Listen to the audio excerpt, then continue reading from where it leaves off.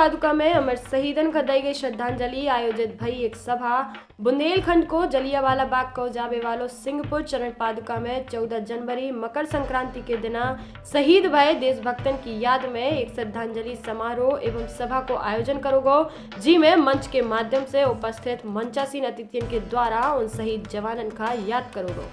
देखे खतराओं से राजीव शुक्ला की खास विधायक जी, जैसा कि हर वर्ष इस स्थल पर जलियांवाला बाग के स्थल की तरह इसकी तुलना की जाती है, लेकिन क्या कारण है कि अभी तक जो चरण पादुका उस स्थल के अनुरूप नहीं बन पाया? मैं आपको बता दूं कि इस क्षेत्र से मंत्री भी रहे हैं, विधायक भी रहे हैं, सब रहे हैं इस क्षेत्र से।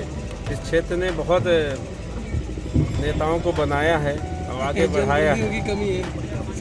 उनकी सोच होना चाहिए किसी को करने के लिए, किसी भी व्यक्ति की। मैं ये नहीं कहता कि हर नेता की होनी चाहिए, सबकी एक सोच होना चाहिए कि हमें क्या यहाँ पे करना है, किस तरह विकास करना है, और जो घोषणाएं करके जाए वो घोषणाओं को करें भी। नहीं तो झूठी घोषणाएं नहीं करना चाहिए, क्योंकि इस स्थान में शहीद हुए हैं और शहीद होकर के हमें स्वतंत्रता मिली है। ये स्वतंत्रता उन्हीं की देन है, उन्हीं के द्वारा हमें स्वतंत्रता मिली है।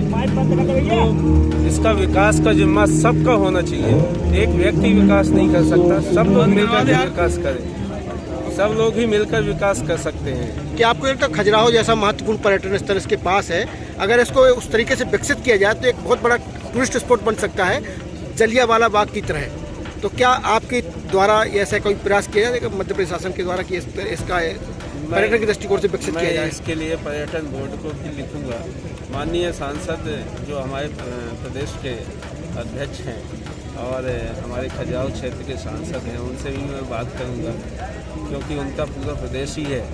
तो उनसे बात करके कि केंद्र में और राज्य सरकार से वो बात करेंगे तो ज़्यादा ही बहुत अच्छे से गंभीरता से रखी जाएगी कि इस क्षेत्र को डेवलप करने के लिए क्या क्या योजना होनी चाहिए। जैसा कि आप सभी जानते हैं कि हम इसको बुंदेलखंड का जलियांवाला बाग कहते हैं, लेकिन क्या आपको लगता है कि जिस तरह से जलियांवाला बाग जो कि अमृतसर में है, एक जो ख्याति मिली, विख्यात हुआ और उस स्थल को बड़ी तरीके से संजो कर रखा वहाँ की सरकार ने, हमारी मध्य प्रदेश शासन या हमारे स्थानीय जनप्रतिनिधि हों, क्या उनके द्वारा कुछ ऐसा प्रयास किया गया या किया जाना चाहिए जिस तरह की यहाँ की जो ख्याति है और जिस तरीके से यहाँ के लोग शहीद हुए जलियांवाला बाग की तरह, क्या आपको नहीं लगता कि इस स्थल को उस तरीके से विकसित किया जाना चाहिए जिस तरीके से जलियांवाला बाग विकसित हुआ? आपने जो प्रश्न किया है बहुत ही सुंदर प्रश्न है, इसलिए कि मैं आपको बताता हूँ कि ये स्थान जलियांवाले बाग से भी बढ़कर स्थान है, लेकिन इसका दोहन किया गया है, इसका उपयोग नहीं किया किसी ने, और न इसके ऊपर किसी ने चेष्टा की है। हमारे जो राजनेता रहे हैं उनने कभी ये नहीं सोचा कि हम इस स्थान को पढ़ पाएँ। हमारे भी शंकर सोनी जी हैं, मैं शंकर सोनी जी आपसे जानना चाहूँगा कि जब ये यहाँ पर कांड हुआ था 14 जनवरी 1931 को, कितने लोग शहीद हुए थे यहाँ पर? यहाँ पर तो रिकॉर्ड के अनुसार उन्होंने 6 शहीद बताए थे और 22 को घायल बताया था।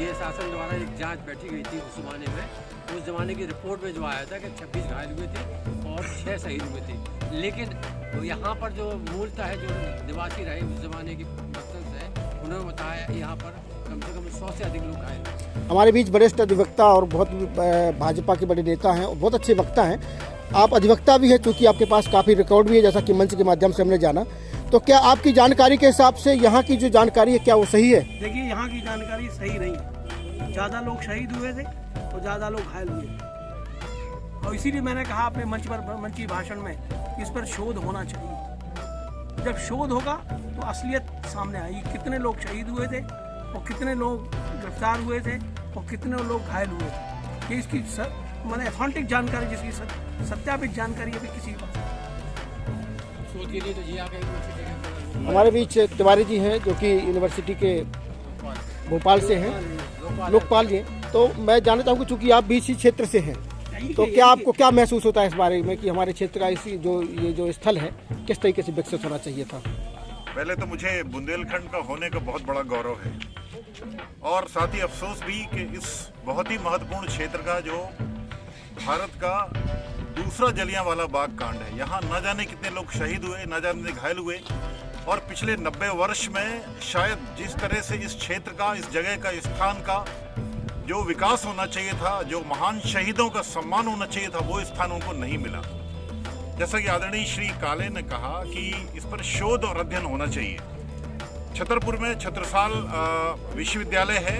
मुझे लगता है ऐसी पीठ की स्थापना करके शहीदों को सम्मान के लिए, इस क्षेत्र के गौरव के लिए, बुंदेलखंड के विकास के लिए बहुत कुछ किया जा सकता है। मुझे लगता है कि आज जो राष्ट्रवादी नीतियां हैं, जिस तरह से हमारे फ्रीडम फाइटर्स का सम्मान उनको देने की बात और पहल चल रही है, उसको लेते हुए चरण पादुका का विकास, यहाँ का सम्मान, यहाँ के अस्मिता की रक्षा और यहाँ उन महान शहीदों के योगदान को लेके एक नई तरह की व्यवस्थाएं रचनी जानी चाहिए जो नहीं हुई। मेरा मानना है कि इस पर बहुत कुछ किया जा सकता है जिसकी आवश्यकता है। शहीदों के परिजन से भी कुछ लोग बैठे हुए हैं, यादव जी हमारे बीच हैं। मैं उन्हीं से जानना चाहूँगा कि आप क्या कहना चाहेंगे। यहाँ पर जब आम सभा लगी थी, सभापति कोई नहीं बन रहा था, सब डरते थे। सर्वी प्रसाद दहुआ किल्हा वार्ड ने झंडा को पकड़ा, सभा चल रही थी, भील पलटन नौगांव से आई, उन्होंने लाठी चार्ज किया। इसके बाद बलदेव सिंह यादव नांदवाड़ ने तो घर रहा था, उसी गर्दन उतार कुल्हाड़ी से। इसके बाद गरमा सिंह चली, कई लोग वहाँ मारे गए गोलियों से, और सिंहपुर की तिवारी की लूट हुई, और 4 बजे रात को ग्राम गृह की लूट हुई, घेराबंदी कर। ये हमारे बीच गंगेले जी हैं, काफ़ी बड़े समाज सेवी हैं और हमेशा इस स्थल से जुड़े रहे हैं। आपके क्या विचार है इस स्थल के विकास के लिए? शहीद स्थल जैसा कि हमारे श्री प्रेमनाथ मिश्रा जी ने बताया है, मैं यहाँ लगभग 18 वर्षों से लगातार आता हूँ और यहाँ जो राजनेता आते हैं, प्रशासनिक अधिकारी आते हैं, वो घोषणा तो हो जाती है और घोषणा का कोई क्रियान्वयन नहीं होता है। तो ये बड़े सर्व की बात है कि जहाँ पर हमारे भारत देश की जहाँ हम आज़ादी में बैठे हुए हैं, जिसमें सांस ले रहे हैं, प्रशासनिक अधिकारी और राजनेता आते हैं। कई आए, मेरे लिए देखा 18 वर्षों से, मिश्रा जी भी जानते हैं कि बड़ी बड़ी घोषणा, पुलिस चौकी बनेगी, पर्यटन स्थल बनेगा, संग्रहालय बनेगा, लेकिन बना कुछ नहीं, केवल श्रद्धांजलि जल के चले जाते हैं। ये चिंता का विषय है भारत सरकार और प्रदेश सरकार को, इसको बहुत गहरी चिंतन की आवश्यकता है।